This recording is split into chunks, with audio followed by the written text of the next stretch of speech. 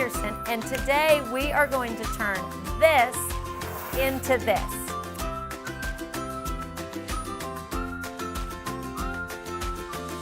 The cutting board trend for Farmhouse is so popular right now. This would be great. You could hang it in your kitchen. You could give it as a gift. You could add some ribbon and hang it anywhere. This is a great project.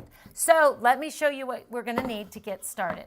Okay, so the supplies that you're going to need is you're going to need the large cutting board, unfinished wood coat, and then you are going to need these small laser shapes. The laser house, the little laser heart, my favorite, and then the laser word home. So once you have all your wood surfaces, you are going to need 3 colors of paint. You're going to need white, black, and then you're going to learn more about this great product. This is wood tint. Now I'm choosing to use the Folk Art chalk paint. You can use different colors, but this is what I'm going to use. And the chalk paint is fabulous because you don't have to prep your project. It goes on usually with one coat. It's just so easy to get that farm distressed look using the chalk paint. Also for our heart, I chose a Folk Art acrylic. The Folk Art acrylics work great with the chalk paints, so never be afraid to use the chalk paint with the regular acrylic. So with that, you are also going to need some basic brushes. And what I like to say about brushes is any brush works if you have a favorite, but I want to make sure that you have a large brush, a medium brush. I always like to have some extras, and then always have an old toothbrush, 1 or 2, because this is great for distressing. Okay, in addition to that, I'd love for you to have a spouncer. And again, these are Martha Stewart spouncers, but you can use any spouncer that is good for you. And then a little wooden block. This is just a scrap piece of wood that I have cut, and you can see I've used it over and over, but just a scrap piece of wood that we are going to use again to distress. You're going to need a little piece of sandpaper. You're going to need some kind of palette. You're going to need some water for your brushes, and I always like to have a paper towel. Oh, and one more thing. I told you we're going to learn how to use this great wood tint, which works as a stain. So make sure that you have a little bowl for when we use that. Okay, so get your supplies together and let's get started. We are going to base coat our big cutting board. And I like to use the paint right out of the bottle. And again, I'm using Folk Art chalk paint, a bigger brush, and all I'm going to do is base coat my cutting board. Now, I think I mentioned it. Again, a great thing about this chalk paint is look at that coverage. You can easily get 1 coat on almost everything that you do. It dries really fast. It fills in any nooks and crannies. It just is the greatest paint for really anything. It's great for redoing furniture. It's great for sign making. Look at the coverage. I absolutely love that. Now make sure when you're painting all of these big pieces, always make sure to lift it up and get your edges really good. You don't want your project to look unfinished because you forgot to paint your edges. So work around there and make sure you get all of your edges. So I am going to completely base coat this. And again, I'm using the white chalk paint. Your next step is we have these great laser pieces. Now I like to, and this is totally up to you, I love the burned brown edges. I just think it gives so much character. So I always like to paint only the top. So this is where the great little spouncers come into play. I like to, and again, I don't really like to pour out too much of the chalk paint onto my palette because I always feel like I'm wasting a little bit of paint. So I shake it up and then I get just enough paint on the lid that works as a little palette. So I'm going to take this spouncer, which is really just a tool with a sponge on the end, and I'm going to pounce that in the paint. And then again, I like to just pounce the top of these laser cut pieces because I think the brown edge is just so pretty. So I'm going to completely, and you just keep pouncing in your, keep pouncing on your lid, which works as your little portable palette, and just completely cover your laser word. The neat thing when you work with a pouncer is if you use a brush to do this, which again works totally fine if that's what you like to do, you get a lot of buildup in all the cracks and edges of your laser word because you're pushing the paint actually off the edge. So the pouncer's nice because you don't get that. Always pounce on a flat surface because these laser pieces are so beautiful because they are intricate and you don't want to snap them or break them by painting, by holding it and putting pressure on it. So look how quick and easy that was. So I base coated the home. I'm going to set that over there to dry. And actually, I'm going to do the house second. Again, I like to shake up the paint and then take my little spouncer and just dip it right in there. And this, you just need a tiny bit. And then again, this is kind of a better way to see the edges. See the red so pretty on the top, but I love the laser, the brown on the edge. I just think it's a really upscale look. So I'm going to pounce that quick and easy. Put that over here to dry.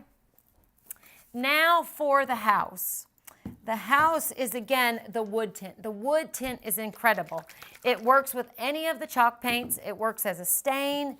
It works as a finish after you've chalk painted. Always shake it up. And for the house, I'm going to use a medium brush, and I'm just going to go right into the stain.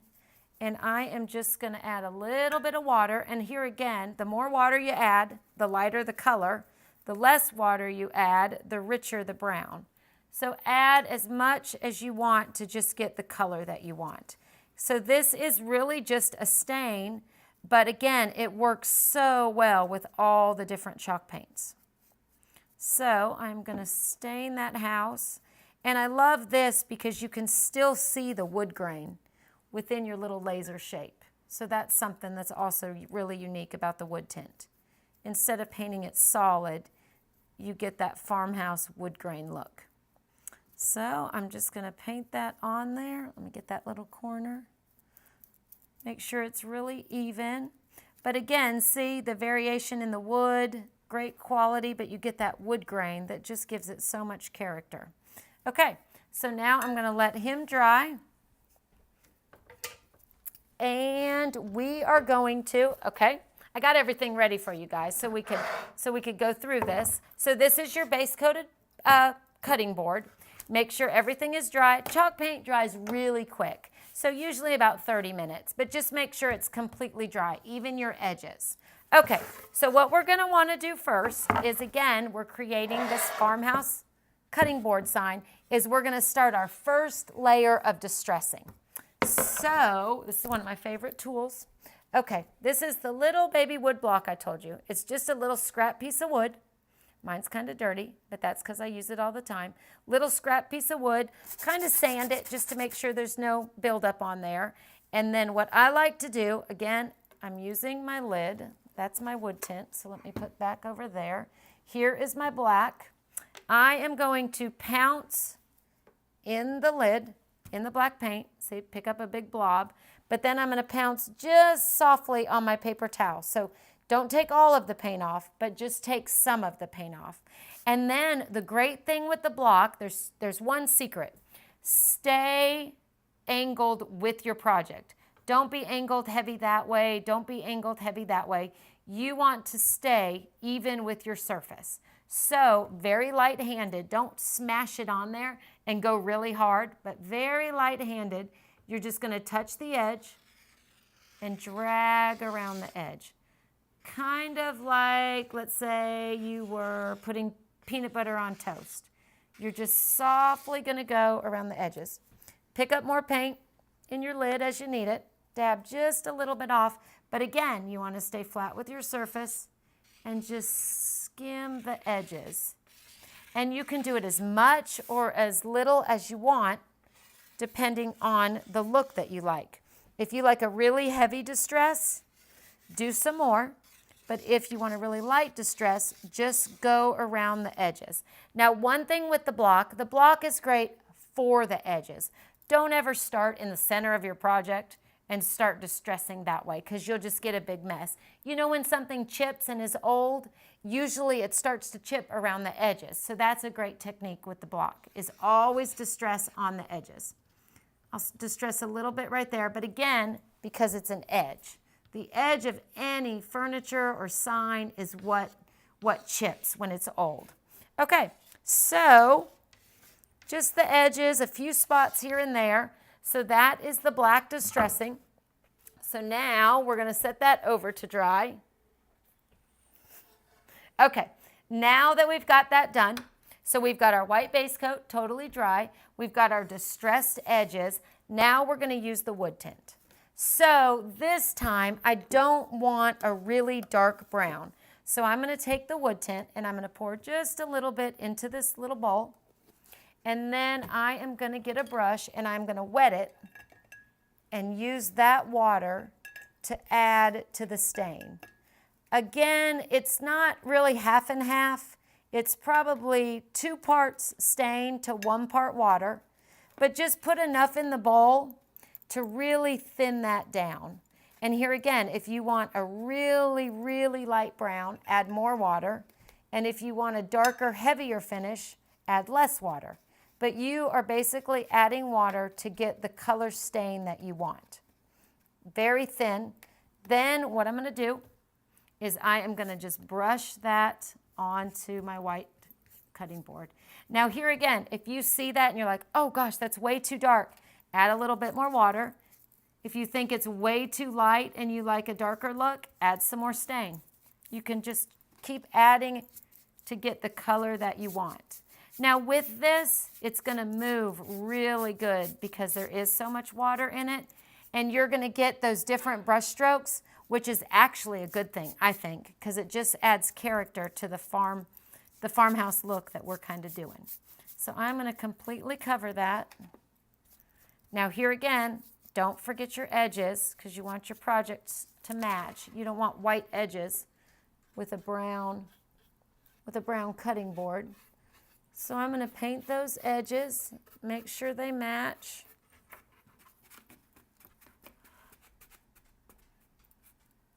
Get a little bit more water because that's going to be, want it to be lighter.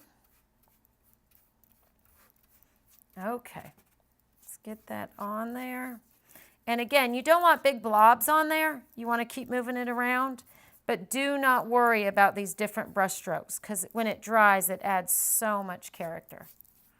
Okay, so that'll dry pretty quick. That'll probably dry in a few minutes. But again, make sure before you start your next step.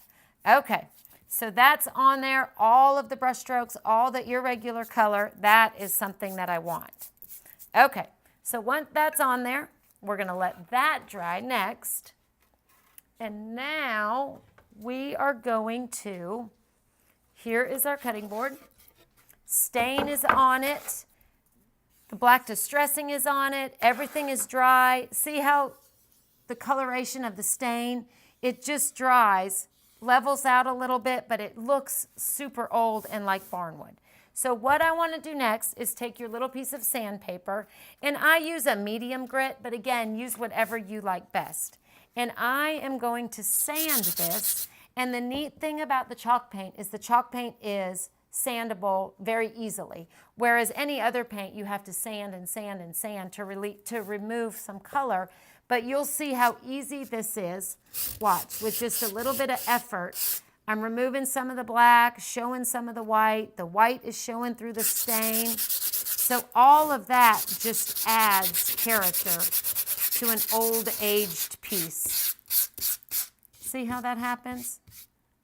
You've got the white now with the stain, with the black. It reveals on some of your edges. So sand that, again, to the look that you like. I like to sand so that the white, the base coat comes through. I'm putting this in a white kitchen, so I think that'll accent nicely. Okay, so there again, I just want to show you how quickly, that's solid black, but look, with just a little bit of effort, because it's chalk paint, you can reveal white, then black, so it looks like 10 layers of paint have been on this old cutting board, and now it is 100 years old. So again, sand it as much as you want to get the look that you want, but once you get that finish, we are going to do the distressing. Now this is where it gets exciting. If you want to leave it at this, this is perfect because you've got so many layers. But what I want to do next, this is the last step, is we're going to add more of the block. We're going to add these speckles and just really create a piece that looks like an old cutting board. Okay, so we're going to use the block again. This time I'm going to use the white, and you can see I love my portable palette. This is the lid of the white, and there's just enough paint on there to work as a palette. So I'm going to take a second block, and I'm just going to dip that in the white, and see, get a little bit of paint. I'm going to remove just the tiniest amount on my paper towel. And here I'm just going to add little sections of white, kind of around the edges, kind of up by the handle, just enough to make it look like chipped old paint. So just a little bit here, but don't forget, you always want to stay level with your project, and you want to be light-handed. You don't want to press down, because then you'll get more of like a big blob. You want to just lightly skim across your surface. So add as much of the white as you want, and here again, have fun with it. If you want to add a little bit more black with the block, go ahead and do that, because that's a good look also. Okay, so now our handy dandy toothbrush. I love to have a toothbrush on hand always. So I am going to splatter first with the black, and here again, I'm going to dip just a little bit in the water, and then I'm going to do a little bit on the lid.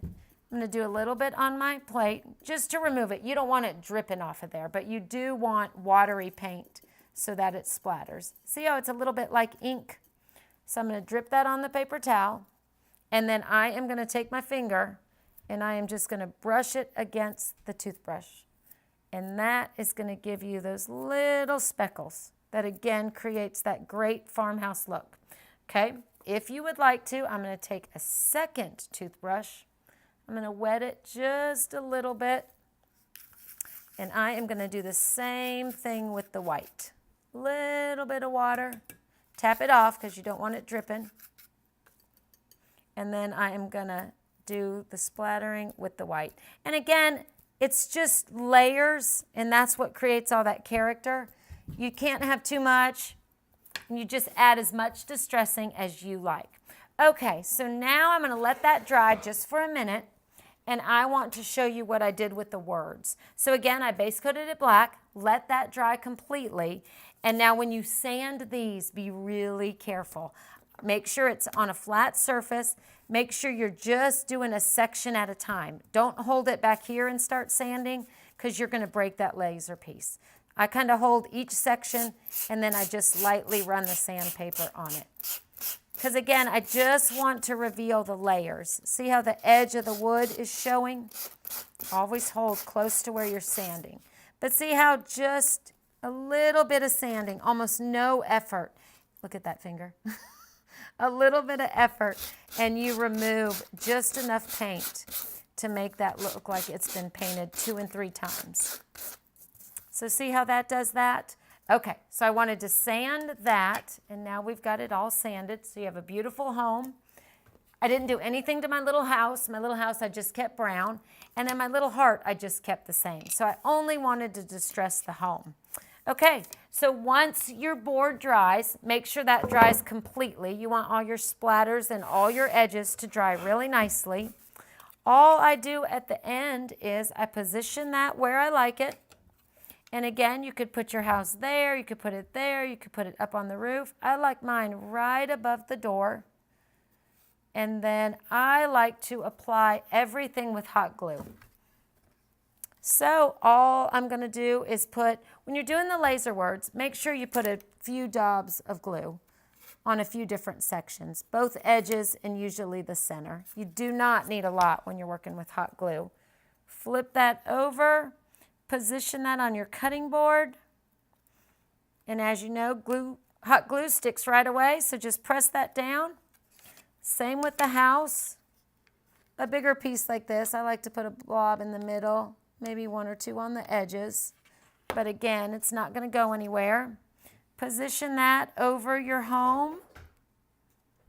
Kind of center it with the handle. And then again, your little heart.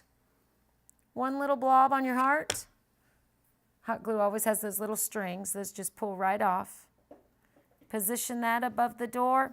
And look at that. We have the greatest little project. This is so cute to hang in your kitchen. Now let me show you what I did on mine.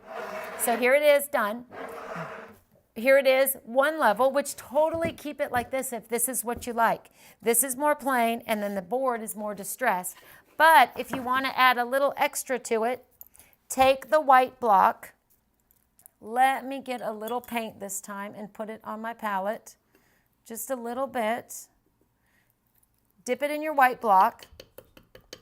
And then I am just going to really lightly distress the word home. And again, just along the edges, you're not pushing down. Just kind of skim on there to add some distress to that. And I'm going to do a little bit to the house. Here again, never start in the middle and work out. Start on the edge and just very lightly distress your window. And I'm only doing the middle because there's an edge, not if it was a solid piece. You can even put a little highlight on your heart.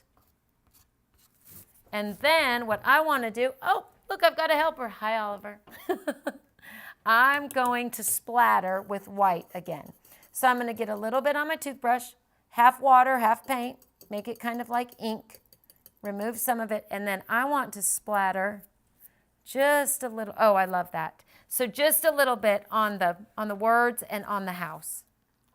So then you have a cutting board farm sign that you can give as a gift or hang in your kitchen. Or you can give it to your dog. Hey, buddy. Thank you, guys. I hope you enjoyed making this project.